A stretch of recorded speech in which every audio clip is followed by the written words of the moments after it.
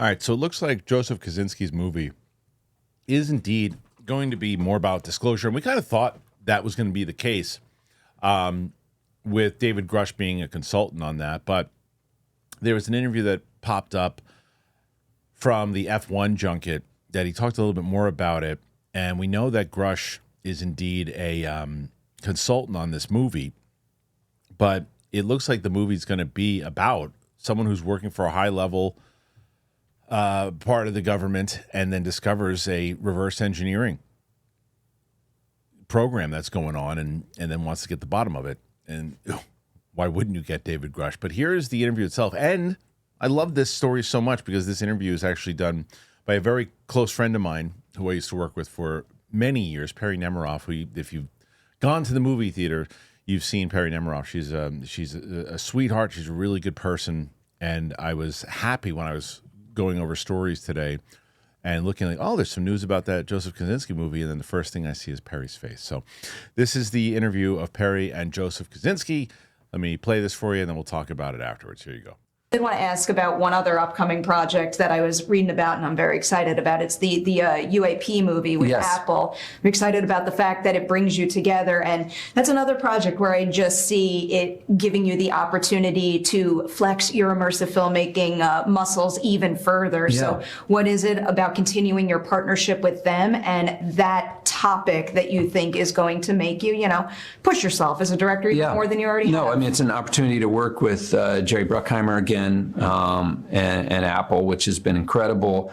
The subject itself is fascinating, and we're working with some people that are very close to that world that have given us some incredible insight into the topic and what's going on. So we're working on it right now, and yeah, it is fascinating. It's one of those things I think everyone in the world's going to want to know more about, very excited about just the possibilities, and again, how we're going to capture the world of it, of that topic. So yeah, very excited. After the 1-2 punch of Top Gun and now this, I have no doubt in my mind you're all going to just absolutely soar with that. Oh, thank you. The level of expertise I know you're going to bring in is going to be something else.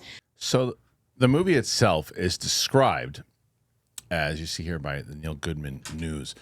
It is a large-scale conspiracy thriller about men working in national security who uncover a secret program to recover and reverse engineer crashed UAPs. So this is what I've been talking about in the last couple of videos, last couple of movies in general, videos in general, is that if you look at, we're talking about age of disclosure in that documentary of when that's coming out, and there's been so many questions about when is it coming out. Luna just said on Rogan's podcast that they were hoping to do a screening on Capitol Hill for it.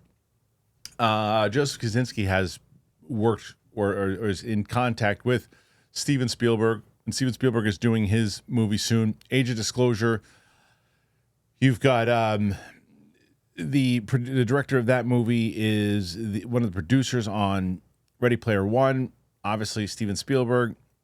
I think that they are all talking to each other, in my opinion. And I think Age of Disclosure will come first. We'll have the conversation talking even more, because what is the Age of Disclosure really about? It's about that reverse engineering program.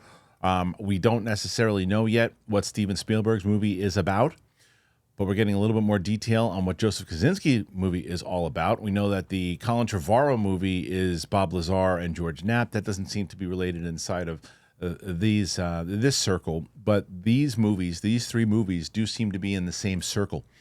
And it's interesting when Perri talks about how at the end, what she said, she's like, well, seeing what you did with Top Gun Maverick and seeing what you did with F1, and I can only imagine what you're going to bring to this. And I think that rings true in so many different ways, not only with the visual style of what he's going to do and the intensity of what it could be, but it's more so about the kind of notoriety that this is going to bring to this topic, especially if it's this synopsis, and that it is people who are in this program that are claiming these things, and they're making it seem more of a kind of truer what is going on type conspiracy.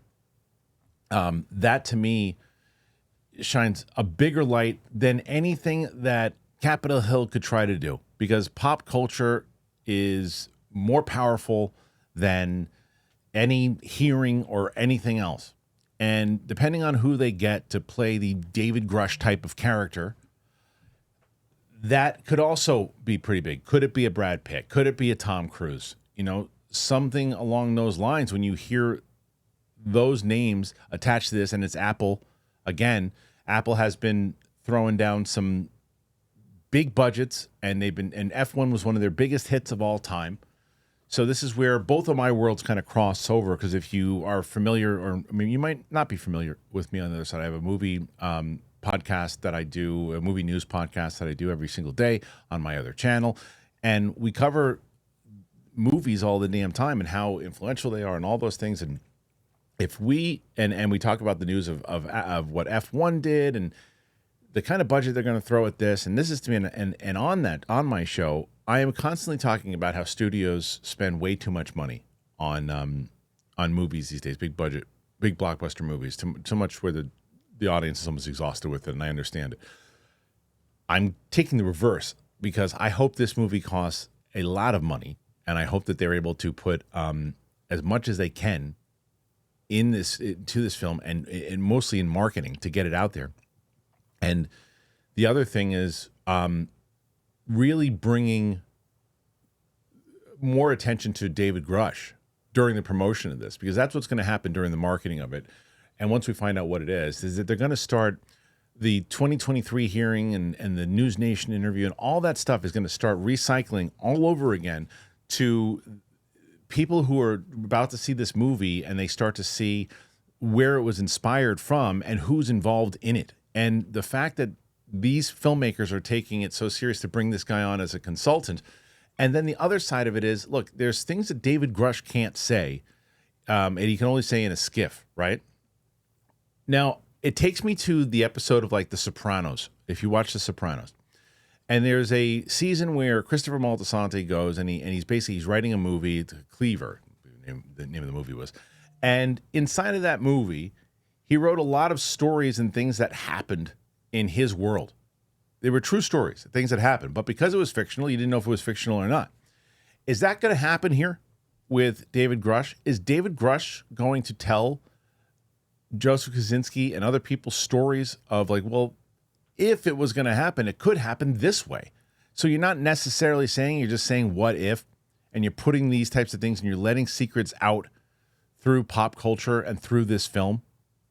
And the idea and the fact that he's a consultant and what people saw, the threats, maybe it's going to be more so of really the kind of what he went through, maybe pictures that he saw, other things of that nature. And like, if they are going to show pictures that he saw, what can he describe to them that he can't say publicly that the character can see in the way that the Close Encounters did.